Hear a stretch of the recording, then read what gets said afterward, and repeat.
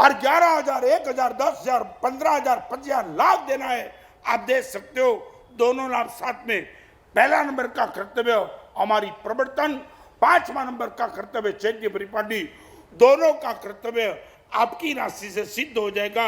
आप मौका आया है, मैं चाहता हूं इस मौके को जितना लाभ उठा सको इतना लाभ उठा देना। नंबर 1 दर्शन शक्ति, नंबर 2 आगे, नंबर 4, नंबर 5 और नंबर 6 सहन शक्ति। सहन शक्ति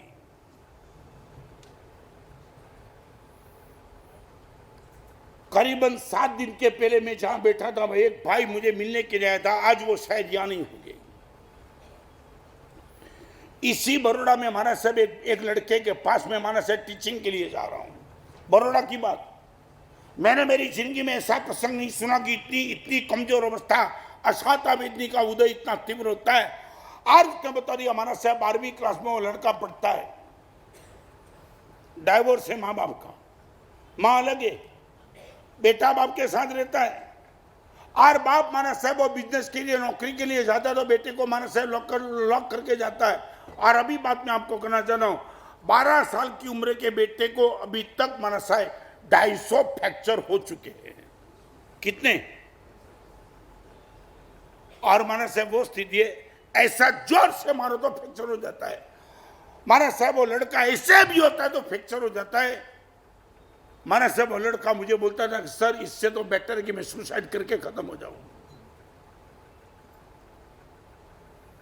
मुझे दीक्षा जीवन कब मिला? सहन शक्ति थी तब।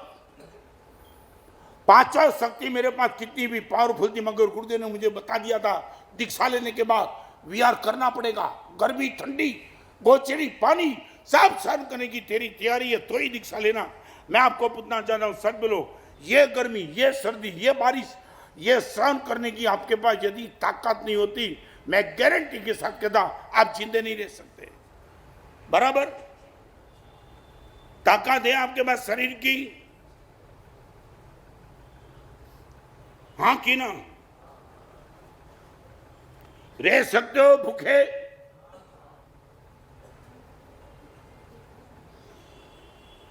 छठे नंबर की ताकत,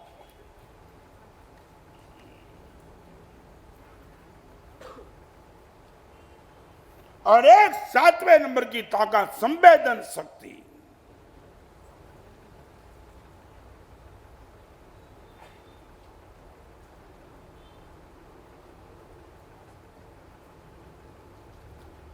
कभी भी प्रवचन सुन के, कभी परमात्मा के दर्शन देख करके, कभी भी कोई करीब को देख करके अंदर में लगाओ। यहां बैठने वाले को छोटा सा अपने सच बोलो, लास्ट तुम कब रोए? जानना चाहता हूं आपके पास संवेदन शक्ति जीवंत है, इमोशनल ताकत। एक बात मुझे बताओ कि लास्ट तो मेरी आंख में आंसू कब आए? लास्ट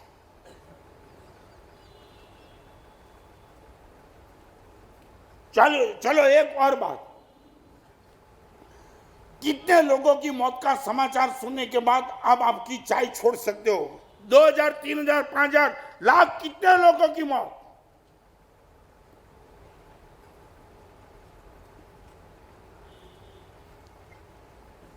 सातवें नंबर की ताकत आपके पास बची है कि नहीं बची, मैं जानना चाहता हूं। मुझे थोड़ी शंका इसलिए, आपको सच बोलो, बची है कि गई?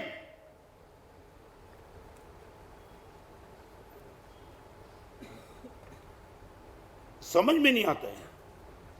हाँ बोलो या तो ना बोलो।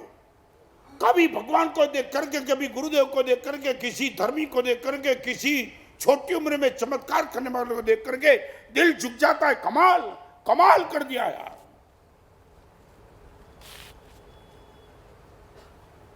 आपके पास संवेदन शक्ति बची है कि गई, जानना चाहता हूं, है कि नहीं? तो बोलो, मैं जानना चाहता हूं। कब? मंदिर में गए, भगवान को देख के कभी लगा कमाल कमाल, ये प्रवचन सुन के कभी लगा कमाल?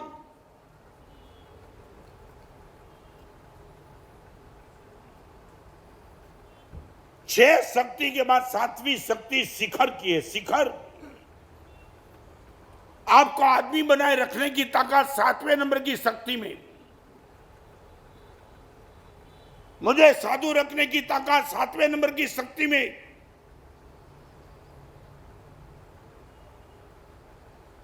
करीबन करीबन करीबन करीबन धीरे धीरे धीरे ये शक्ति खत्म। एडवांस टेक्नोलॉजी ने अटैक कर दिया संवेदन शक्ति पर। अंदर में कोई कंपनी पैदा नहीं होता है, कोई नहीं। 5 करोड़ का मंदिर बने और एक साथ 100 दीक्षा को देखो, कुछ नहीं। आपसे मैं जवाब चाहता हूं, सच बोलो, अंदर में कभी कभी वेदना? No answer from you. मैं जल्दी पूरा करना चाहता हूं इस प्रवचन को आगे। गुड मॉर्निंग सब्जेक्ट है, इससे भी पावरफुल। मगर इससे पहले पूछना, संवेदना आपकी जीवंत है कि खत्म?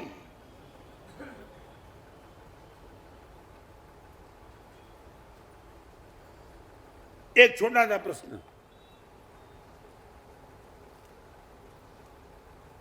एक बात याद रखो, आप पढ़े लिखे, यू आर वेल इंटेलिजेंट। दो चीज का फर्क आंक लगो। There is the too much difference between price and value. आप यहां बैठने वाले, आप मुझे बता देंगे what is the difference between price and value? आप बता सकेंगे क्या? आप ही बताओ, पढ़े लिखे लड़के मेरे सामने बैठे, आप बताओ कि what is the difference between price and value?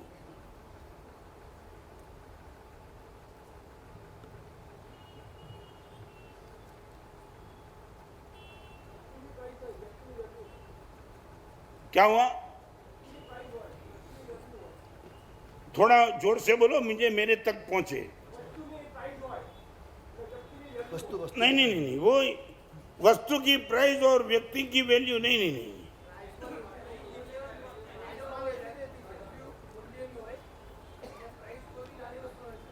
नानी वस्तु नहीं नहीं, नानी मोटी कहीं नहीं। There is no good small and big, એવું कहीं नहीं।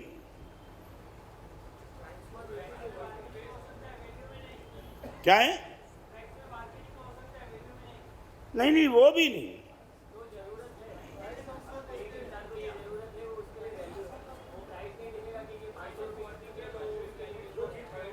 क्या है? जो चीज, हाँ, ओके, हमारे पास हमको किसने दिया, उसका हमको कैसा लगा हुआ हमारे पास, उसका वो मूल्य है। Very near to.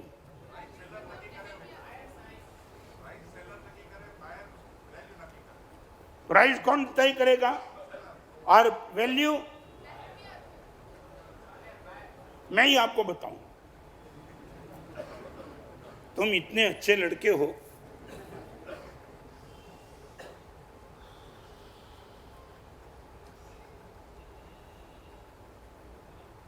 इनकी प्राइस क्या? मैं एक छोटी सी बात बताऊं, ये पाने के लिए क्या सारा संसार छोड़ना जरूरी था जो 500 रुपए में बाजार में मिलती है?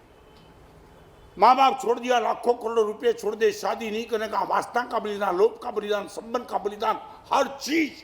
और ये लेने के लिए जिंदगी भर तक नंगे पैर धूप में चलेंगे, सर्दी कितनी आभी सहन करेंगे। वाई 500 रुपए की कीमत में बाजार में मिलने वाला ये चीज पाने के लिए करोड़ों रुपए हमने क्यों छोड़े? प्राइस के हिसाब से कि वैल्यू के हिसाब से? ओके, आप बाजार में जो भी चीज लेते हो, धर्म के क्षेत्र में, संसार के क्षेत्र में, प्राइस को देखकर की वैल्यू को देखकर। रिपीट करना चाहता हूं, आप रास्ते में जा रहे हो और एक वल्गर पोस्टर तुम्हारी आंखों के सामने दिखाई पड़ता है, उनकी प्राइस शायद 50 रुपया है, वैल्यू आपको शैतान बनाने की ताकत रखता है वो। मैं जो कहता हूं समझ गए तुम? 500 रुपए की प्राइस वाला ये वल्गर पोस्टर मेरे 1000 प्रवचन को फेल करने की वैल्यू रख करके बैठा है। चाहे 10,000 का मोबाइल हो, लाख रुपए का प्रवचन, लाखों प्रवचन को खत्म करने की वैल्यू रख करके बैठा है। मैं आपको वो पूछना चाहता हूं, आप जब भी बाजार में जाते हो, किसी चीज लेते हो, तब क्या चेक करते हो? प्राइस की वैल्यू। आपकी आंखों के सामने क्या प्राइस की वैल्यू? मोबाइल जब लेते हो तब आप प्राइस को देख करके लेते हो कि वैल्यू को ख्याल करके के देते हो? क्यों? वैल्यू क्या मोबाइल की, और प्राइस चाहे 10,000 में, मैं आपको बताना चाहता हूं मुफ्त में मिले तो भी यदि आपको वैल्यू का पता हो तो आप एक बार सोच के रुकेंगे लेना कि नहीं लेना। साथ बोलो, साधु के प्रवचन की प्राइस क्या? बोलो।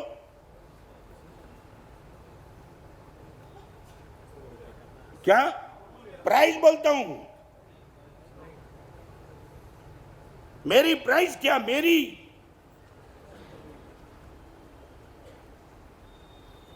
अरे भाई मेरी प्राइस क्या? माने मफत या छू।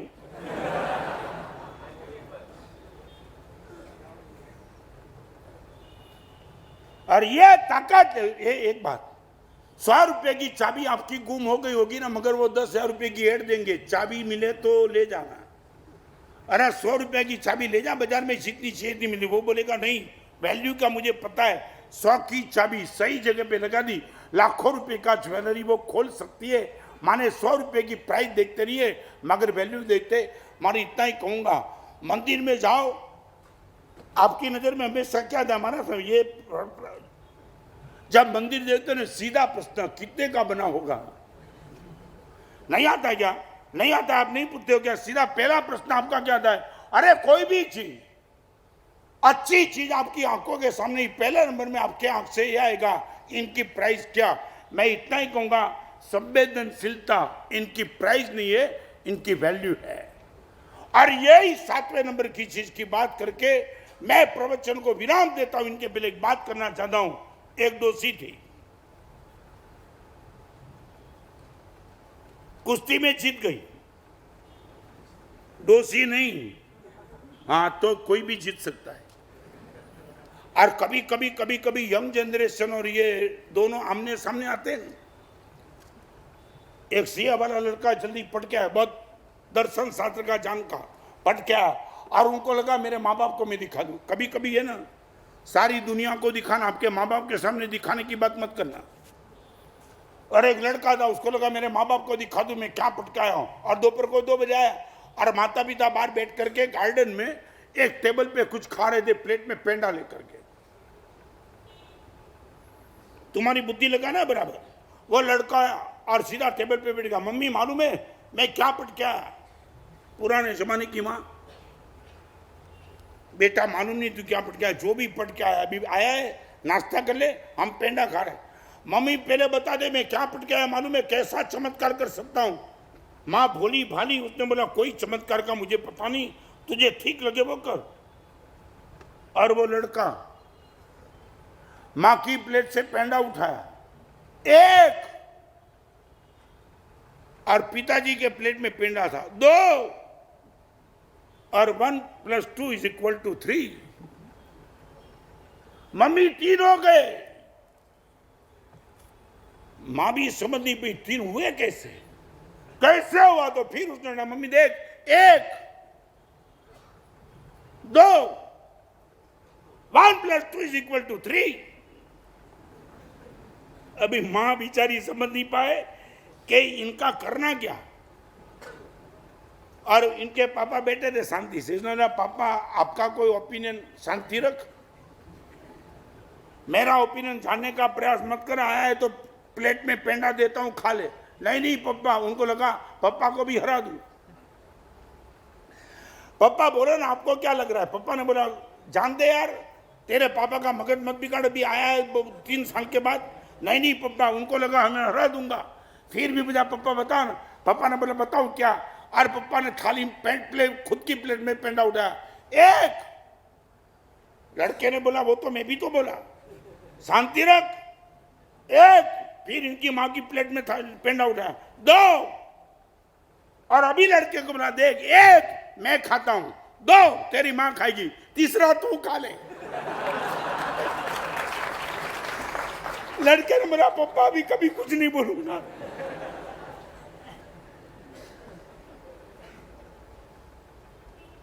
कुश्तीबाज में लास्ट बात संवेदनशीलता की करना चाहता हूं। क्या कमाल का प्रसंग। और वो कुश्तीबाज ने इनाम में 3.5 लाख पाए। 3.5 लाख पाने के बाद जैसे ही कुश्ती में से बाहर निकले, केस था हाथ में और एक डोसी आई, उसने कुश्तीबाज को कहा मेरी लड़की को कैंसर है, आप 2,000 रुपया दे दो, मेरी लड़की को अच्छा हो सकता है, हॉस्पिटल में 2,000 की दवाई चाहिए। और वो कुश्तीबाज ने अपने पीए को कहा 2,000 दे दे, चेक तो करो, ये झूठी भी हो सकती है, मैंने बना देना, मेरा पैसा देना, बिना कोई तर्क दे दे 2,000 दे दिए। दूसरे दिन कुश्तीबाज के घर पे वो इनका सी आया, मैंने आपको कहा था ना वो डोसी झूठी है, कैसे पता चला? मैं गया था वो डोसी के घर के पीछे, किसके कहने से? नहीं आपने तो नहीं कहा, मगर मैं अपने आप को रोक नहीं पाया, मुझे लगा वो झूठी है और मैं प्रूव करना चाहता था मैं सच्चा हूं कि डोसी सच्ची है, और आपको बताऊं डोसी झूठी है।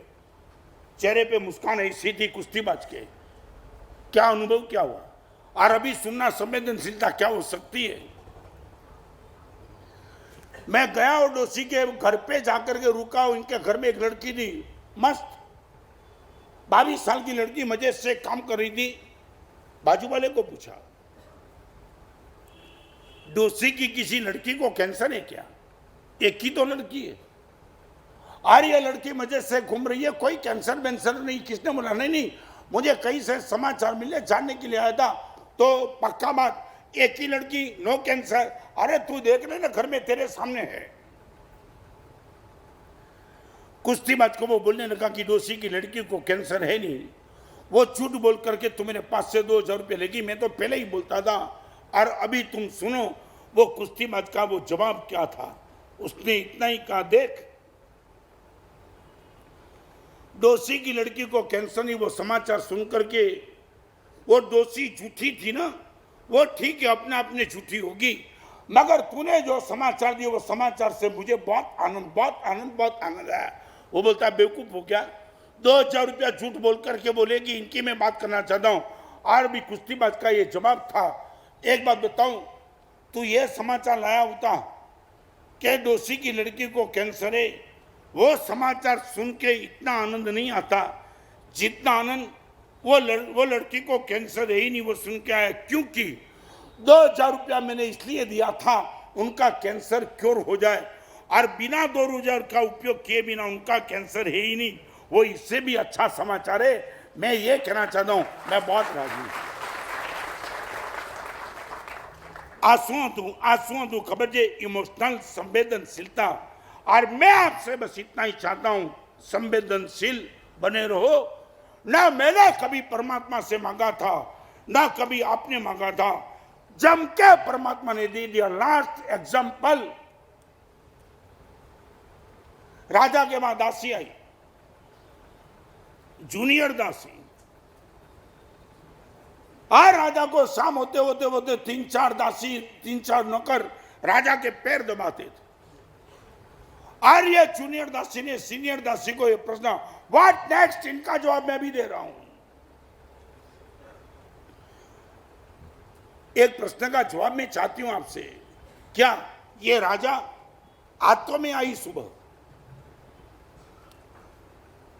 8 बजे वो दूध पी के बाहर निकला ना, बाहर निकलने के पहले उनके लिए तुम पालखी लाए, थोड़ा बाहर गया तो घोड़ा आया, घोड़े से बाहर निकला, रास्ते में हाथी आया, पूरे गांव में घूम के आया। जैसे ही हाथी मारा, हाथी से उतरे राजा घोड़े पे, और घोड़े से पालकी पे, पालकी से या गद्दी पे। पूछना क्या है तुझे? मैं एक प्रश्न इतना पूछना चाहती हूं, हाथी चढ़ा, घोड़ा चढ़ा और चढ़ा सुखपाल, कब का था क्या है सखी अब दबावे पांव, थका कब? ये चला ही नहीं तो कब थका, और बिना थके पांव क्यों दबाता है?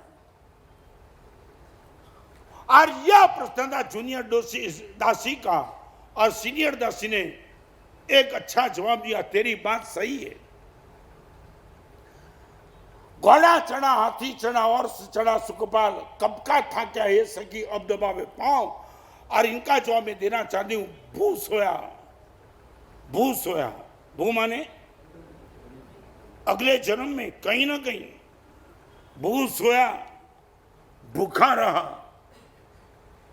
तब किया जमीन पे सोया। तो यह पूछे कि कब का था क्या ये सखी अब दबावे पाओ। मैं तुझे ये कहना चाहती हूं, भू सोया, भूखा रहा, सया शीत और ताप। सया माने सहन किया, कौन सा? ठंडी और एक बात, भू सोया, भूखा रहा, सया शीत और ताप, तब का था क्या हे सखी अब दबावे पाऊं। वो गत जन्म में थका था, आज इनकी वो भक्ति कर रही है। मैं इतना ही कहना चाहता हूं, व्हाट नेक्स्ट, अगले जन्म में मुझे और आपको क्या मिलेगा? इनका एक ही जवाब है, दर्शन शक्ति, श्रवण शक्ति, समझ शक्ति, स्मरण शक्ति, निर्णय शक्ति, सहन शक्ति। और ये 7 शक्ति का सही अर्थ में यदि तुमने इन्वेस्ट कर दिया 100%, व्हाट नेक्स्ट, इनका जवाब किसको पूछना नहीं पड़ेगा। एग्जाम दे के बाहर निकल के बोलते हो ना कितना मार्क मिलेगा, चेक करते हो ना, चेक करते हो ना, क्या होगा आप पेपर रिफर कर दो और ये बोलते हो क्या होगा। और कई लोग तो ऐसे पेपर दे के सीधा जाते। एक लड़का गया भगवान के पास, हे भगवान मैं चाहता हूं गुजरात की कैपिटल तू जयपुर बना दे। बाप भी डर गया, कभी वो भगवान के फोटो के पास गया नहीं। और 2 बार 3 बार बोला तो बाप ने सुना कि ये बेवकूफ, गुजरात की कैपिटल जयपुर। अंदर आया ना तो बोला तूने क्या भगवान से मांगा? पापा सुन लिया। अरे इतने जोर से तू भगवान को चिल्लाता तो नहीं सुना पड़ा, खिड़की खुली थी और तू भगवान को बोलता था कि गुजरात की कैपिटल जयपुर को बना दे। कारण क्या है? पापा कारण एक ही है, आज एग्जाम में प्रश्न आया था और 2 मार्क का प्रश्न आया, गुजरात की कैपिटल क्या? मैं जयपुर लिख के आया हूं। 2 मार्क के लिए मैंने भगवान को कहा कैपिटल बदल दे। What next, we are happy. आज हमें मालूम है अगला जन्म कैसे आएगा, क्योंकि हमने करेला खाने के बाद रसगुल्ला के डकार नहीं आएंगे। नहीं समझे तुम? हाँ, ये भाषा तुम्हें समझ में आती है। हाँ, करेला खाओ અને આ કારેલાનું કડવું શાક ખાઓ ને રસગુલ્લાનો ઓડકાર આવે, આવું બને નહીં। હવે બાકીનું મારે શું કહેવું તમે સમજી રાખજો।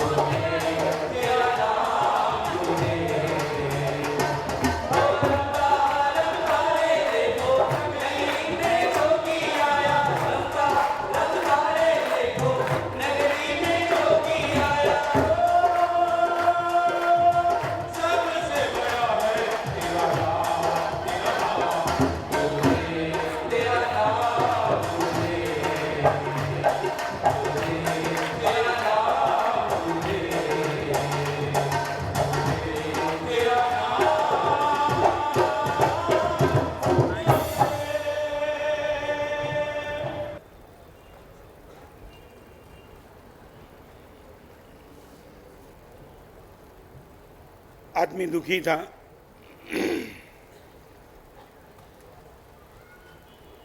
हर जगह प्रयास करने के बाद कहीं रास्ता नहीं मिला। संत के पास आया, महाराज बहुत दुखी हूं।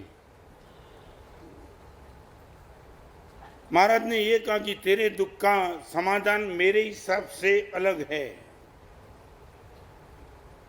मगर ऐसा मैं क्या करूं कि तेरा दुख खत्म हो जाए, तू ही बोल। मन में एक भाव था, वो लड़के ने बता दिया, हमारा साहब दरिद्रता बहुत है, थोड़े पैसे की व्यवस्था हो जाए।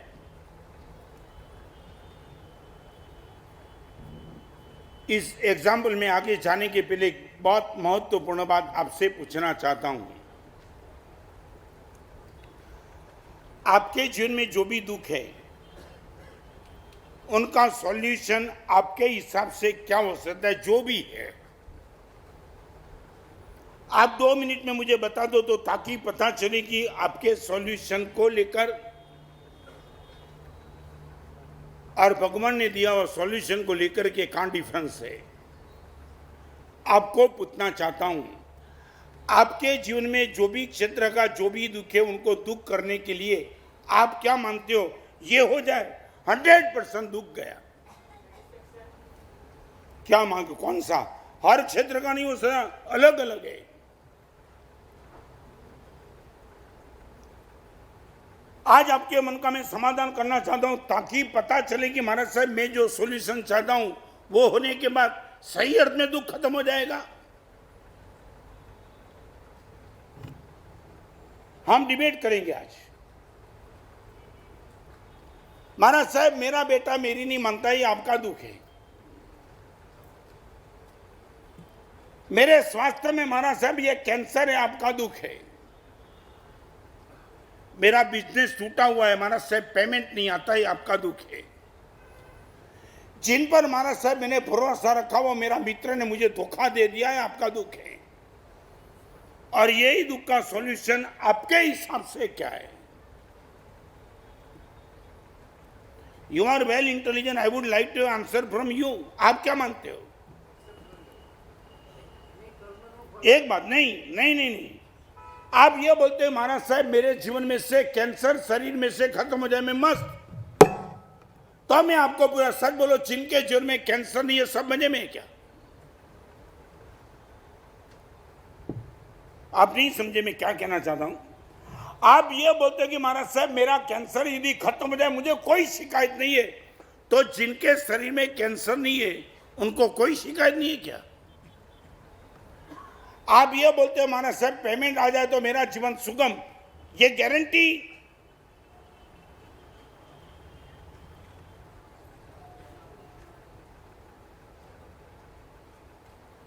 मैं मानता हूं यहां तक आप प्रश्न तो समझे कि नहीं समझे? क्या तो जवाब दो मुझे।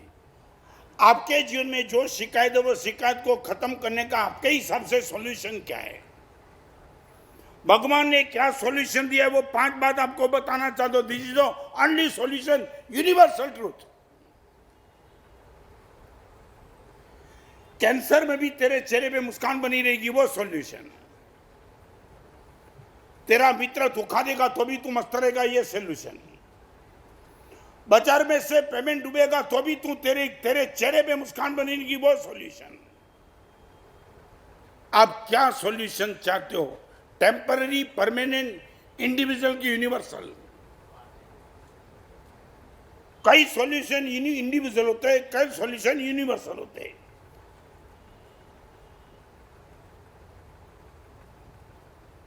No answer from you. क्या आने वाली परिस्थिति का आप ये सही अर्थ में मानते हो? नहीं नहीं नहीं, मैं ये पूछना चाहता हूं, आपके दिमाग में ये सॉल्यूशन बैठा है? मैं जो सॉल्यूशन दे रहा हूं भगवान ने बोला है वो मत बोलो। आप क्या मानते हो? What you believe? और वही बात मैं एग्जाम्पल से कहना चाहता हूं। महाराज पैसा मिल जाए मेरा दुख खत्म, संत के चेहरे पे मुस्कान आ गई। दोस्त इतना ही काम है, एक काम कर, बरोड़ा की एक गली है, गली में कोने पे चले जा, वहां 100 की नोट पड़ी है। आदमी खुश गया और 100 की नोट की थप्पी थप्पी थप्पी देखी, वो खुश हो गया, वापिस आया, घर पे आया, झोपड़ी में से रहता था वो गया और फ्लैट में आ गया। मगर उसके मन में आया ये झोपड़ी का दुख तो गया, फ्लैट का सुख तो मिला, मगर अभी बिजनेस भी तो चलाना पड़ेगा और इतने रुपये में कुछ काम नहीं बनेगा और भी तो कुछ चाहिए। शायद बोलो पहले क्या दुख था, सॉल्यूशन पैसा मिल गया, और अभी बिजनेस, और उसको लगा दूसरी जगह जाना नहीं, संत के पास ही चले हो, फिर गया। महाराज आपने रुपया कैसे मिला वो तो दे दिया, मगर और भी ये टेंशन आया है कि थोड़ा बिजनेस हो जाए। क्या चाहता क्या है, आपसे कुछ मिल जाए, एक काम कर आगे जा, चांदी पड़ी है, चांदी। गया, चांदी लेके वापिस आया। आपको क्या लगता है अभी माला गिनेगा वो? अभी इसके मन में बिजनेस तो बैठ गया, मगर थोड़ा और भी पैसा और रियल एस्टेट में इन्वेस्टमेंट कर दे ताकि आने वाले दिनों में, पहले प्रेजेंट का दुख था भाई, थोड़े नजदीक के फ्यूचर का अभी लंबा चला, फिर गया महाराज के पास, क्या चाहिए बोल, और भी सोना है, सोना लेके वापिस आया, फिर भी दुख। अभी इधर एग्जाम्पल शॉर्ट कर देता हूं, फिर गया वापिस, और महाराज साहब कुछ मिल जाए, सारी बड़ौदा में टॉप नंबर 1 पे आ जाऊं, कोई दिक्कत नहीं, डायमंड है। और अभी डायमंड लेने के लिए वो आगे बढ़ते चला, बीच में पांव रुक गए। पांव रुकने के बाद इसने इतना ही सोचा कि एक बात का पता नहीं चलता है, महाराज साहब मुझे रुपया दिखा सकते, चांदी दिखा सकते, सोना दिखा सकते, डायमंड देते, मगर वो खुद लेने के लिए नहीं जाते। माने चांदी, सोना, रुपया, हीरा, मणिक, मोती की प्राइस क्या होती है वो महाराज को भी पता होगा, मगर वो एक ही जगह पे बैठे और मुझे दौड़ाते। वापिस आया, क्या चाहिए, नहीं मिला डायमंड, गया ही नहीं, क्यों? एक बात आपसे जानना चाहता हूं, मुझे लगता है पैसे से, चांदी से, सोने से और डायमंड से भी महत्वपूर्ण कोई चीज आपके पास होनी चाहिए। यदि वो चीज आपके पास होती, इसलिए तो आप इनको निगलेक्ट कर दो। एक काम करो, अभी डायमंड का एड्रेस दो मत, मगर जो चीज को लेकर आप डायमंड को छोड़ देते हो वही चीज मुझे दे दो, और रत्न ने उसको धोखा दे दिया। ये शायद बोलो चाहते हो ये सॉल्यूशन है हर प्रॉब्लम का। या पत्नी डिस्टर्ब करती नहीं, बेटा डिस्टर्ब करता नहीं, पेमेंट उठता नहीं, कोई मजे ही मजे, मजे ही मजे। सच बोलो, आपको लगता है मजे वाली चीज है? फिर से 5 बात बताना चाहता हूं। पहले ये बताओ, आपको लगता है कि इसमें सारी दुनिया की मजा भरी पड़ी है? शंका है तो बोलो मुझे।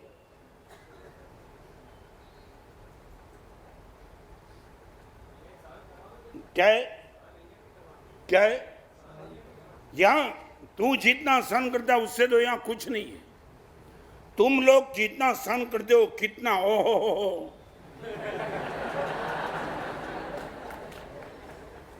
तुमको देख करके तो हम इतने खुश हैं कि वाह वाह, भगवान बाल बाल बचा दिया। और एक बात बताओ, हमारा आपका एक बार बैंड बजा, मेरा रोज बजता है।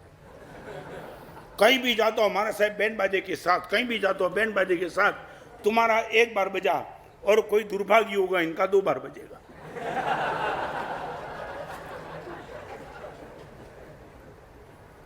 और सच बोलो, तुम यहाँ कोई चिंता मत करो, सब सरीके है।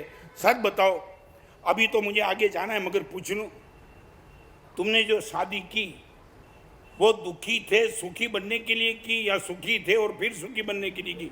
अभी तक वो समझ में नहीं आया। आप जल्दी बता दो, मुझे 5 टॉपिक पे जाना है। यहाँ जो भी शादी करने वाले बैठे हैं भाई, इनको पूछना चाहता हूँ, तुमने शादी की दुखी थे इसलिए की, या सुखी थे इसलिए की? ये अच्छा है, हमको ही पता नहीं कि किस लिए की। फिर यहाँ मत आओ, मेंटल हॉस्पिटल में जाओ।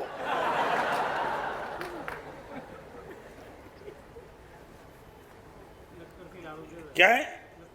क्या लक्कड़ से लाडू नहीं? अभी जय तू बोला तो क्लियर कर, क्या लक्कड़ से लाडू? लाडवाना लाडवा लाकડાના લાડવા એમ ને, એટલે શું કેવું તારે? નહીં બોલ શું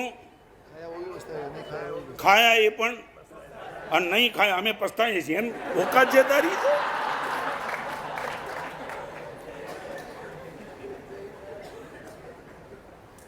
कभी लगा चेहरे पे हम पछताए और आपको मानो नहीं, मेरे साथ एक लड़का था, मैं सच बताऊं, वो अंधेरी में था और वो इतना, अभी देखो मजा आएगी, और उसने मुझे, अभी नाम नहीं बताऊंगा मेरा, मगर उसने बता दिया एक काम करना है, इतनी इलेक्ट्रिसिटी में भीड़ है ना, मगर भीड़ होने के बावजूद भी मैं तुझे खिड़की के साथ पहुंचा सकता हूं, मगर एक कंडीशन, कुछ बोलना मत। मैं बोला क्यों? तू देख मेरा तमाशा देख, मगर बोला ना गाड़ी से बाहर फेंक देंगे मुझे और तुझे, पक्का कर। मैं बोला नहीं बोलूंगा, मगर इतनी भीड़ के बीच में खिड़की के पास, उसने बोला पक्का। और मैं चढ़ा इनके साथ ट्रेन में, और जैसे ट्रेन में चढ़ा बाजू में एक आदमी खड़ा था ना, अभी लटक रहा था ना, उसको बोला ये आपका हाथ है ना, वो लगता है बुध पर गुरु की नज़र है और शुक्र आपका कमजोर है। उसने बोला एक काम करो, थोड़े अंदर आओ ना, जानते हो क्या? मुझे बोला बेवकूफ़, मुझे मालूम था ये अक्ल का बारदान कुछ जानता नहीं है, और उसने बोला बोला नहीं, देख हम कैसे आगे चलते, और आगे चलते ही गया। और एक कहा तुम बहुत पुरुषार्थ करते हो मगर क्रेडिट नहीं मिलती है। किसको मिलती है? और उसको लगा हाँ मैं पुरुषार्थ तो बहुत करता हूँ मगर क्रेडिट नहीं मिलती है।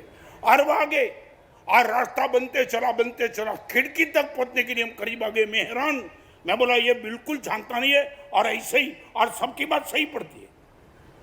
और एक आदमी उसको मिल गया, उसने बोला एक लड़की के साथ तेरा अफेयर है मगर वो लड़की तुझे भाव नहीं देती है।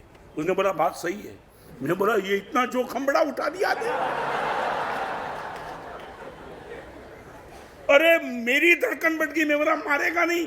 और उसने बोला मैं क्या करूं, तो लड़की मेरे साथ बात करे, वो फिर बताता हूं, मगर ये मेरा प्रिडिक्शन है। और आगे गया, और आपने शादी की है मगर आपकी पत्नी आपके साथ ट्रेनिंग में नहीं बैठती है। किसकी बैठती? और हम दोनों खिड़की के बैठ गए, अंदर स्टेशन आया, हम दोनों उतरे, और उतरने के बाद मैंने कहा भाई दूसरा तो सब तूने ठोका वो तो ठीक है, मगर वो लड़का का फिर वो शादी वो कैसे? उसने बोला कुछ नहीं, दो ही चीज समझ लेना। मैंने बोला क्या? बताऊं आपको कि जाने दूं? नहीं जाने दो, अगली शिविर में रखूंगा।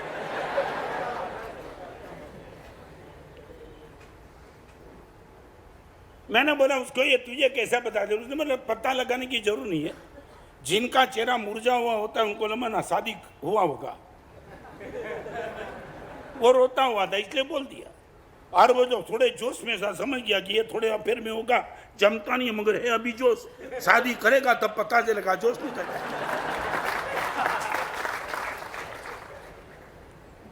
नंबर 1 गुड मॉर्निंग कहने के नंबर 1 आपका नेचर स्माइल का बन जाए।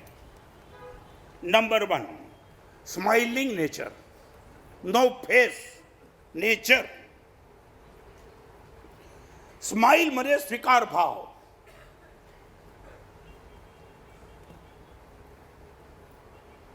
चाहे दुनिया भर का दुख हो मगर आपका एक्सपेक्टेशन इतना पावरफुल हो, हर दुख को आप छोड़। एक बात बताना चाहता हूं आपको, मैं पूछना चाहता हूं आपके हिसाब से, मुझे मेरे सामने देखो, ये घड़ी छोटी है कि बड़ी है? यहां बैठने वाले हर एक को पूछना, ये घड़ी मेरे हाथ में ये है वो छोटी है कि बड़ी है? हाँ, अरे इतना प्रश्न का जवाब आपसे चाहता हूं, छोटी है कि बड़ी है? नहीं, आप छोटी बोलते हो किसके सामने? बड़ी के अपेक्षा। मैं बताना चाहता हूं, आप ये बोलते हैं ना मानस साहब ये घड़ी छोटी है, आपकी आंखों के सामने बड़ी घड़ी है अभी, मानो इनको लेकर के तुम छोटी बोलते, यदि इससे छोटी होती तो आप बोलते बड़ी है। ओके चलो आगे, ये अंगुली बड़ी है कि छोटी? आप बोलेंगे बड़ी है इनके हिसाब से, अकेली अंगूठी बड़ी नहीं हो सकती है।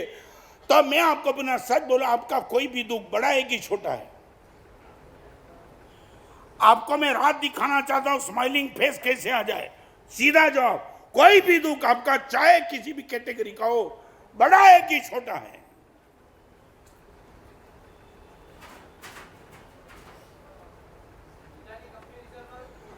क्या है? नहीं, आपकी कंपनी जो आपको जो भी दुख जैसा भी लगता है वो सही अर्थ में ऐसा है। रिपीट।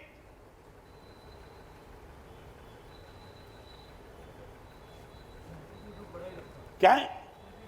शायद बोलो क्यों? बड़ा दुख आपको लगता है बड़ा है, लगना और होना अलग बात है। और इनके लिए सबसे पहली कंडीशन में वो बात करना चाहूंगा अहमदाबाद के झंखना बेन की। शायद वो बेन यहां शिविर में आने वाले थे मगर अपनी कमजोरी मजबूरी के हिसाब से नहीं आ पाए।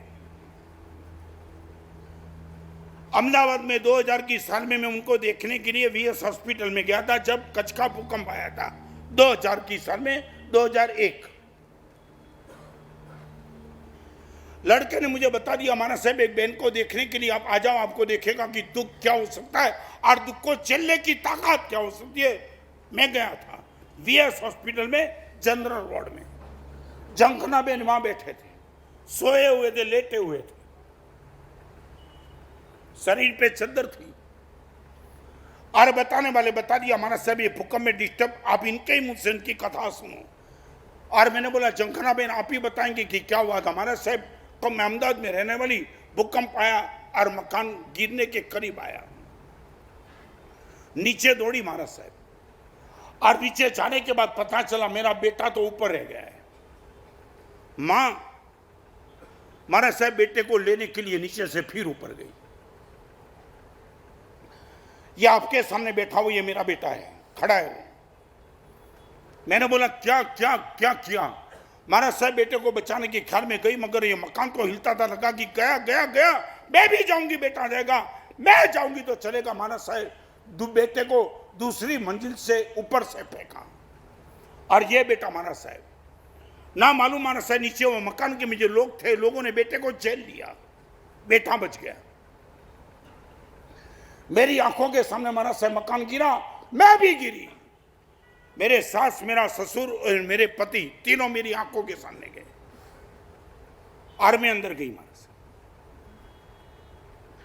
ऐसा वो हमारा सर की बचने का चांस था मगर मिरेकल पोजीशन थी और एक मेरे प्रयास किया, मेरा पैर तो गया महाराज साहब, 2 पैर में से एक पैर तो गया महाराज साहब मगर हाथ बचे थे और हाथ पे लोड आया महाराज साहब।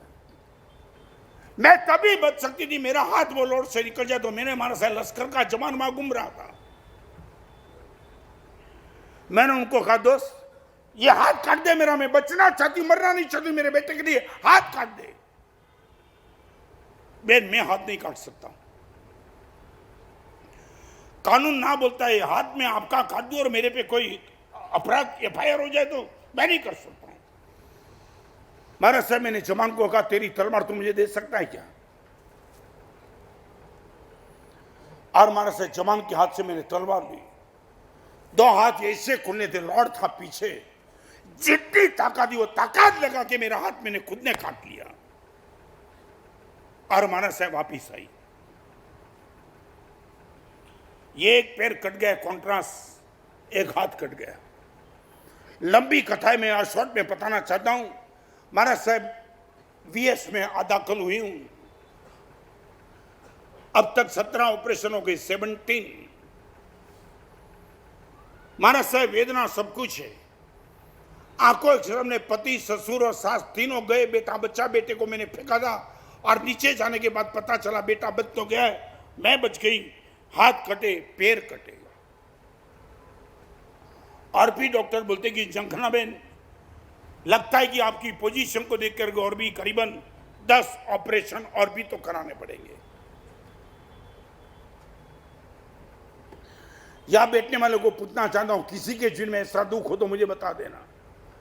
और मैंने इतना कही झंखना बेन ये वेदना वीएस से बाहर निकलने के बाद मालूम नहीं कि आप चल पाएगी कि नहीं चल पाएगी, you don't know anything, but I would like to ask you, मैं आपसे पूछना चाहता हूं आपको ऐसा नहीं लगता है कि इससे जीवन खत्म कर दूं? जैसे ये प्रश्न किसी के मन में भी उठ सकता है। पूरा परिवार गया, पूरी एस्टेट गई, पूरा मकान गया, एकलौता बेटा बच गया और खुद ये स्थिति में करेगी तो क्या करेगी? और मैंने पूछा आपको जीवन समाप्त करने का मन नहीं होता है? महाराज साहब एक बात, मौत जब आएगी तो अपने आप से मैं चली जाऊंगी, मगर मौत को आमंत्रण देने के लिए मैं तैयार नहीं हूं। सब कुछ अच्छा है, भगवान ने चाहा था इसलिए महाराज साहब मैं बच गई। मेरे ही सदबुद्धि आई, हाथ मैंने कटवा दिए और मैं बच गई। और एक बात महाराज साहब आपसे करना चाहती हूं, आप यह बोलते कि हॉस्पिटल में जाने के बाद आप क्या करेगी, मेरा मन का भाव आपके सामने, यहां बैठने वाले की धड़कन रुक जाएगी, वो इनके मन का भाव था। महाराज साहब कटे हुए हाथ, कटा हुआ पैर और इनके बीच में महाराज साहब मेरे मन में भावे।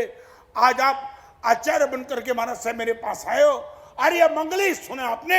मैं आपका उपकार का ऋण तो मुक्त नहीं कर सकती हूं, मगर मेरे मन का भाव है महाराज साहब गारंटी के साथ यहां से अच्छी बन के निकलूंगी, चाहे जयपुर फूट लगे या ना लगे, पैर अच्छा आ जाए या ना जाए, मगर मेरे मन का एक भाव है, मेरा भी घर होगा, घर में जाऊंगी, अपने हाथ से महाराज साहब रोटी बनाऊंगी और आप जैसे मुनि भगवान के पात्र में रोटी बहराऊंगी, तब तक मरने की बात नहीं। आज वो जंखनाबेन जिंदे है, आज वो जंखनाबेन जिंदे मुनि भगवान को घर में गोचरी लेके जाते और खुद रोटली बना के मुनि को गोचरी बहराते। है कोई दुख तो मेरे पास ऐसा? स्माइलिंग फेस,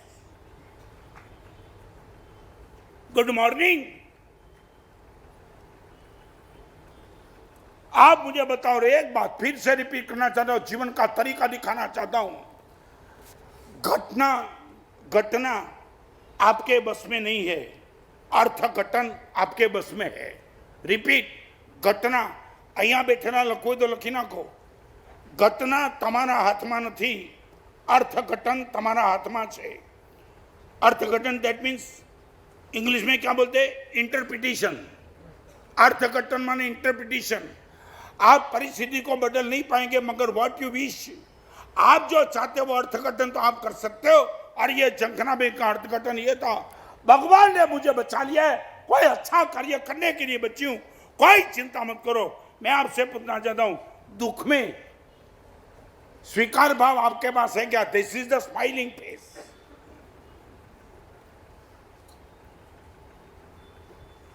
1 2 3 4 5 थे बाद गुड मॉर्निंग के क्षेत्र में आपको ले जाना चाहता हूं। नंबर 1, चाहे दुनिया भर का दुख आ जाए, इंटरप्रिटेशन अच्छा करो, कोई गलत इंटरप्रिटेशन मत करो।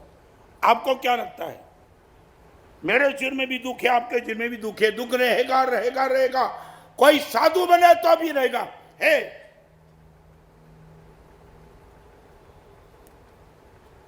आपको पूछना चाहता हूं, सच बोलो, आप दुख का इंटरप्रिटेशन क्या करते हो?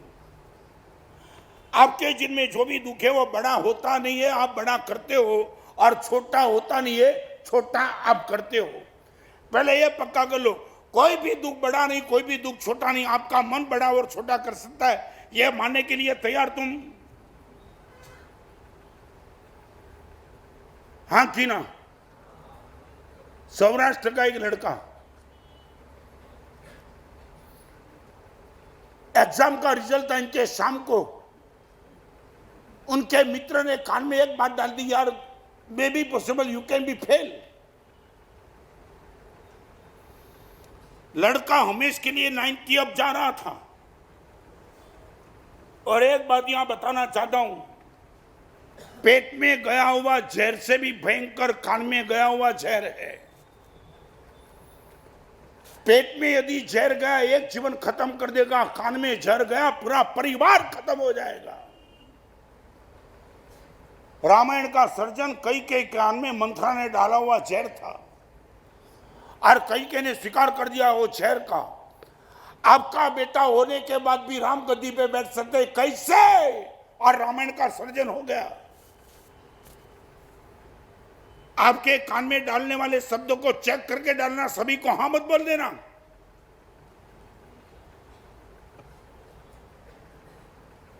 वो राजकोट का लड़का, किसी ने कान में डाल दिया you can be fail, can be not sure. उनके दिमाग में बात आ गई, फेल हो गया तो क्या होगा? मित्रों के बीच में मेरी क्रेडिट खत्म हो जाएगी, आने वाले दिनों में मेरी कैरियर डिस्टर्ब हो जाएगी, मेरा साल गया, सब कुछ गया, सब कुछ गया, सब कुछ गया। वो अकेला था, कमरे में था। ब्लॉटिंग पेपर देखा है ना, एक ड्रॉप जाता है कितना हो जाता है बड़ा। और इस आदमी ने अपने दुख को एनलार्ज कर दिया, दुख था ही नहीं, एनलार्ज कर दिया। एनलार्ज करते करते करते करते और अपने आप का कंट्रोल गंवा दिया। अकेला था, कमरा था, रात का समय था, और उसने पंख पंख पंख पर एक रस्सी लगा करके सुसाइड कर दिया। सुबह होते होते होते होते वो सौराष्ट्र का वो काम नाम नहीं देना चाहता हूं, दुखी दुखी हो गया। क्या हो गया? पूरा परिवार रिश्ता था। ये हुआ क्या? वो सुसाइड नोट करके लिखा था, यदि मैं फेल हो जाता तो मेरी करियर का क्या होता, मेरे परिवार का क्या होगा, ये दिन देखने के लिए नहीं चाहता। पप्पा मैं सुसाइड कर देता हूं। पूरा वो सर रो रहा था। हजारों लोगों की अर्थी यात्रा में वो गया, अर्थी यात्रा निकली उनकी। 12 बजे अर्थी यात्रा में दाह संस्कार करके वापिस आए, और इनके घर से इनका छोटा भाई दौड़ते दौड़ते आया और पप्पा को चिपक के रोने लगा। पप्पा मेरा भाई मैंने गंवा दिया किसी भी कारण से। इंटरनेट पे अभी ही रिजल्ट आया, ही इज 91.5%।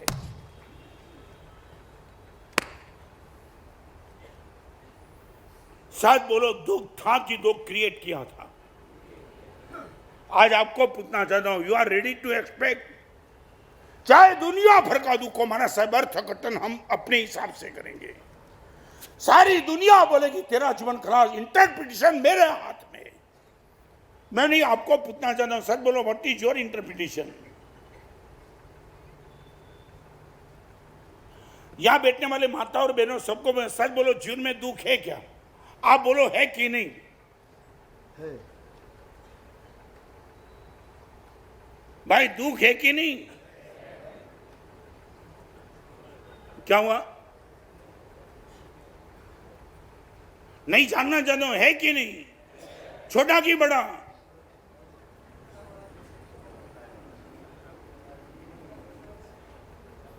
क्या है बोलो?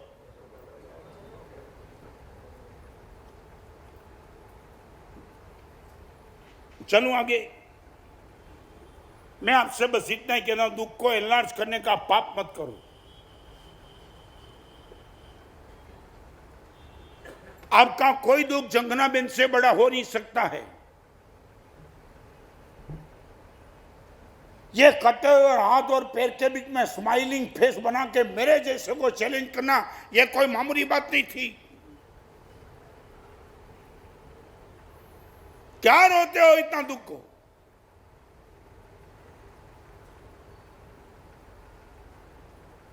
और एक बात, इंटरप्रिटेशन अच्छा करने के लिए आपको एक मैं लॉजिक देता हूं। लड़का था ना, स्कूल में गया, एग्जाम आई, एग्जाम में से रिजल्ट आया 41%। बाप के पास गया, बाप करोड़पति था। पिताजी ये कोई एग्जामिनर ने अन्याय किया है। क्या हुआ? सिर्फ 41, पेपर रीओपन कराओ। बाप ने बोला बेवकूफ शांति रख, पास तो हो गया ना, अभी रीओपन कराने की क्या जरूरत? नहीं नहीं पापा, वो लोग कैसे पेपर देखते मुझे मालूम है सबको, तुम पैसे के लिए ना बोल रहे हो। आपका करोड़ों रुपया काम किसके लगेगा? आपका बेटा 5000 रुपया मांगता ना बोलता है। बेवकूफ, 5000 के लिए नहीं बोलता हूं, तेरी इज्जत के लिए बोलता हूं। नहीं, रीओपन कराओ ही कराओ। और वो बाप का 5000 10,000 रुपया लेकर गया, रीओपन कराया और 32 आया। आप तुम हंसते हो ना, मैं आपको इतना कहता हूं, भगवान के पास कभी आपके जीवन में जो दुख आया ना, उनको लेकर के रीओपन मत कराना। नहीं समझे? भगवान बोला यार जितना दुख देना था वो गलती हो गई, इसलिए थोड़े कम दिया, रीओपन कराया, ठीक हुआ, अभी पुरता देता हूं। लगता है, एक बात पूछूं आपको, आपको लगता है कि मेरी लायकात के हिसाब से मुझे ज्यादा सुख मिला है? लगता है?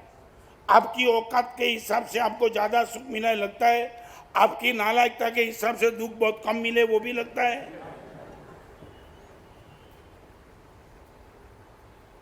नंबर 1 स्माइल चाहिए।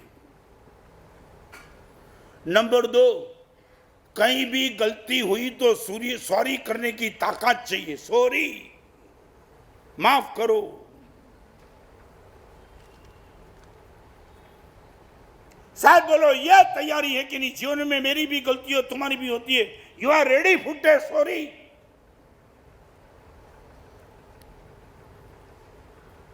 मुझे जवाब चाहिए। सच बोलो, आपकी गलती निकालने वाले के प्रति आपके मन का भाव क्या? जल्दी, आपकी गलती निकालने वाले के प्रति आपके मन में भाव क्या?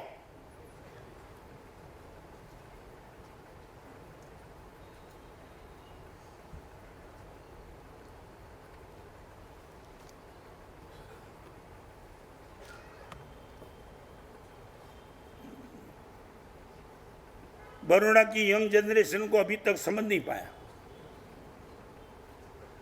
आपकी गलती निकालने वाले के प्रति आपके मन में भाव क्या? इतना ही प्रश्न।